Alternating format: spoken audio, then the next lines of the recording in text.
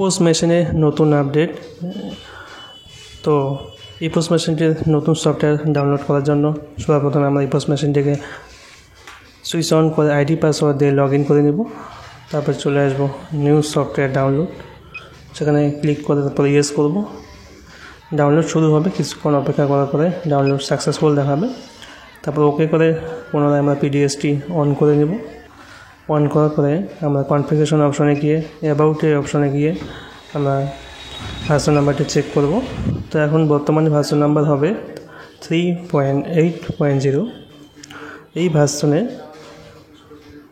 আপনারা এখন থেকে ইপোস মেশিনের মধ্যে যে টোটাল ট্রানজ্যাকশন ডেলি কত হচ্ছে সেটা আপনারা যেমন আগে কাউন্টিং করতে লাগতো 1-2 করে, এখন আপনারা উপরেই পপআপ পেয়ে যাবেন যে আজকের ডেটে বা কালকের ডেটের টোটাল ট্রানজ্যাকশন কত হলো। যদি 100 ট্রানজ্যাকশন হয় তো সেখানে টোটাল ট্রানজ্যাকশন 100 সংখ্যায় দেখা যাবে। তো এই ভার্সনের মাধ্যমে আপনারা টোটাল ট্রানজ্যাকশনটি আপনারা এই পোস্ট মেশিনে পেয়ে যাবেন।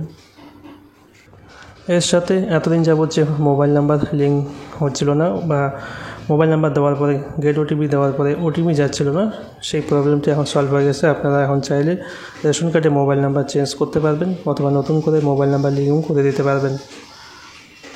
মোবাইল নাম্বার লিঙ্ক করার দুটি প্রসেস এখনও চালু রয়েছে। একটি হচ্ছে রেশন বিলিং করার টাইমেই আপনারা প্রথমে পপআপ পেয়ে যাবেন, সেখানে মোবাইল নাম্বার সেন্ড করে ওটিপির মাধ্যমে আপনারা লিঙ্ক করে দিতে পারেন, অথবা আপনারা ইকেওয়াইসি অপশানে গিয়ে